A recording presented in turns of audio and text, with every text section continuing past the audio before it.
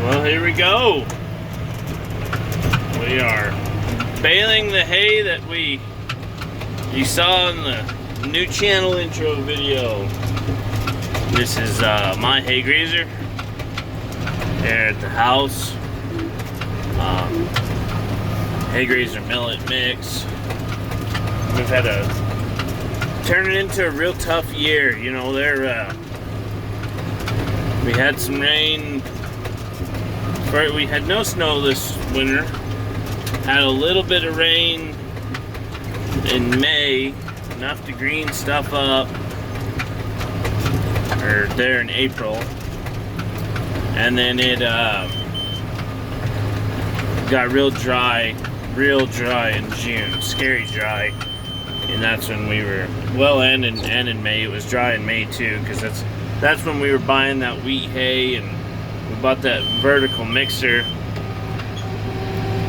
so we could supplement our cows a little bit better. So we got some rain there around the 4th of July here. Really kind of greened things up. Stuff started looking really good. Then we got some rain the last week of July, and then it turned off. Nothing all of July, you know, just there right at the 4th. Then we got some rain the very last week of July, and man, it's nothing since then. So we're almost done with August, and it's getting scary dry here. So this hay, we planted, we no-tilled German millet into this right between our triticale crop that came off that we baled, and we had a good triticale crop. Wasn't the best, but it was good. We put out some good hay off of it, so I can't complain there. And so I planted triticale, or not triticale, but German millet, and we had some. It was right there about the middle of June, just super hot, over 100 degree, then like 60, 70 mile an hour winds, and it was so hot that the seed wasn't very good either. That's one thing we found, that the seed just wasn't a very plump seed like we typically get, and it just fell apart on us and died. Couldn't handle it, couldn't get water down. So we ended up replanting this into haygrazer. Well, we had a lot of that seed left in the drill that we just mixed up with the haygrazer.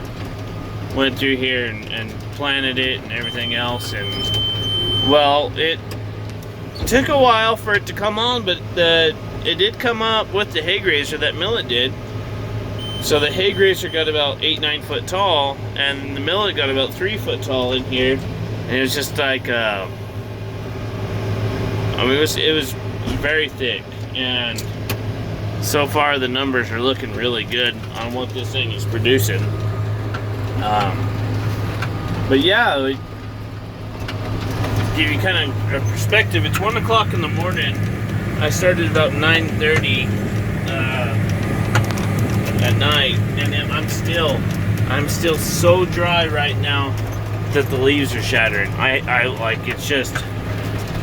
it's making a good bale, but they're not good conditions, man. We're that dry. The western US is just burning to the ground right now. So, but yeah, but we gotta bale it, get it baled and get it off, and get wheat back into the ground. We already have one circle planted into triticale, and when this stuff's kind of done, then we'll start getting after it. Hopefully we'll have some feed in here in the next 2 weeks probably. So everything's kind of working out all right. I have my baler set for 67 inches, and by about the time I get stopped, it's about 69, 70, and that's just right for me. I don't need it any more than that, you know. Just perfect for what I'm doing. Fits on the trailer nice. Can't complain. But yeah, I mean, it's making some good hay, and this kind of gives some perspective. But this is, you know, out here in the West, this is what it's like baling hay. I mean, it's very, very rarely we can bale during the day. Now, typically, we'll start getting, like, right now is typically when the humidity can get too heavy and we'll have to shut down. So, we usually can bale up, you know, through the night, and we can ride that humidity up to a point where that hay gets too wet, get too much humidity on it, and it'll start to get too tough on us, and then we'll shut down. And then you can, if kind of depending on where you are and what the conditions have been, then you can get up and bale in the morning as that stuff burns off. But what you'll find a lot of the times is your moisture will burn off quicker than I mean, sometimes it's the minute the sun comes up, it just burns right off. Or if we have wind at night, which we've been having wind, then it just never really sets in. So it's a lot more you have a lot more problems when it comes to alfalfa, because you're just losing that leaf retention in there. Makes it a lot harder. But you know, this haygrazer here that we got going here, it's not that big of a deal. You can bale haygrazer during the day, especially if you've had any humidity at all in the morning. You can start baling it pretty early and get a lot of baling done. Especially with these net wrap balers, you can really get after it. But not unlike alfalfa, where when you start losing your leaf content, where haygrazer you can still be baling. So, but I'm trying to put up the best quality of hay that I can. This stuff had zero rain on it, unfortunately. I would have paid to have it rain 4 or 5 inches on it and just turn this stuff black, just for the simple fact that we got some rain. And I know everywhere else is having trouble with too much rain, but not out here, man. We need it. We need it bad. So, but it's good hay. Well, this stuff will probably end up just being grinder hay going into the feed pins, unless something happens this year where we need to move it more towards cows and feed them and buy a lesser quality hay, because this is a really, really good quality hay. And not only does it have the millet in it, it also has some alfalfa in this circle, so it makes pretty good bale. Cows really like it. But if not, you know, we still have about a month where we can get rain and grow grass. A little less than that.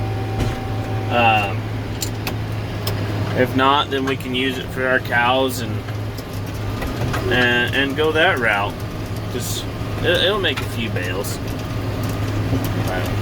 So I just kind of wanted to bring you along, because this is just not something that people aren't typically used to, you know. Most people are fighting the humidity, and we're kind of begging for it out here. About 8 o'clock this evening, or I guess 7 o'clock, our humidity was about 8%, so not good, you know. 8-12%, it's not good. It makes it tough.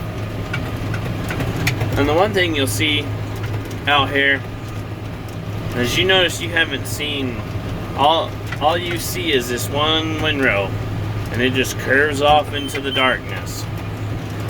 You know, I do a lot of baling, a lot of custom baling, and it's mainly by myself. And so, I mean, there's just nothing out here. I got a pivot off over there keeping me company, blinking. But yeah, that's it. I mean, it's nothing else out here. And like I said, I do a lot of it myself. I do pretty much 99% of it myself. So I don't even have somebody raking for me. You know, there's not another baler out here going, and it's amazing the attitude and the drive you have when there's another piece of equipment out in the field. You know, I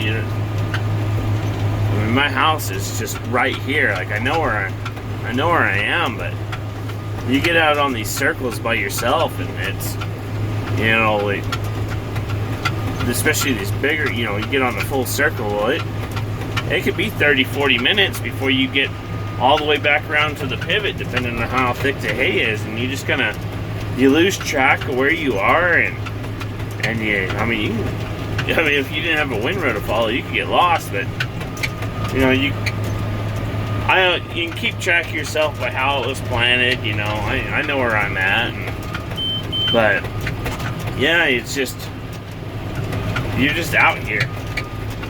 There's no lights, there's no houses, there's nothing. There's nothing to kind of give you an idea about anything.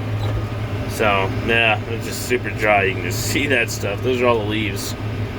But when you get someone else out here helping you, then it's, man, that's nice. It's like, you get, even if you can't talk to them, it's just the fact that you can look up and you can see another set of lights in the field, and you're both kind of working towards the same goal, so you kind of push it, and you can get a lot done.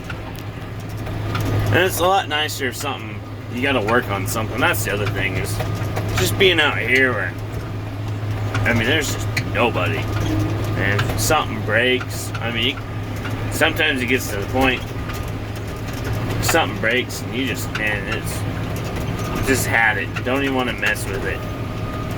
And then you start thinking, oh, you're just going to be here.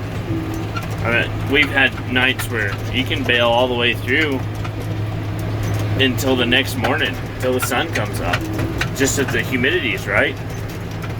And that's not too bad, because then you get to see the sun come up. That's always fun. But yeah, it can get interesting, but this is really all you see. Just going in a circle.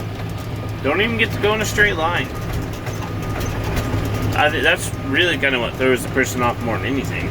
But yeah, so just thought I'd bring you along a little bit. We're getting our haygrazer put up. You know, we just hit 120 bales on that outside tower, so that's great. This is a 6-tower pivot, so the 2 outside towers are half. So I'm hoping, you know, if this one has 80 on it, then I'm hoping that, I don't think we'll hit 400 bales off of it. I'm guessing more likely we'll hit about 360, if that. But that's going to be phenomenal. Be super happy if we get that much hay. But yeah, so it would be nice if I had someone. I know this baler could handle it being raked together, these 2 windrows, but my rake tractor is sitting on a hay grinder that had a PTO shaft fly off of it, so I gotta jump up first thing in the morning about daylight and run and get the shaft that was rebuilt. So not even worried about unhooking it. We gotta grind hay with it for the feedlot, and you know, this haygrazer picks up fine without a rake. It would make it faster, but I'm just here at home, it's not a big deal. So yeah, that's what's going on. I'll catch you guys maybe in the daylight next time. So thanks for stopping by.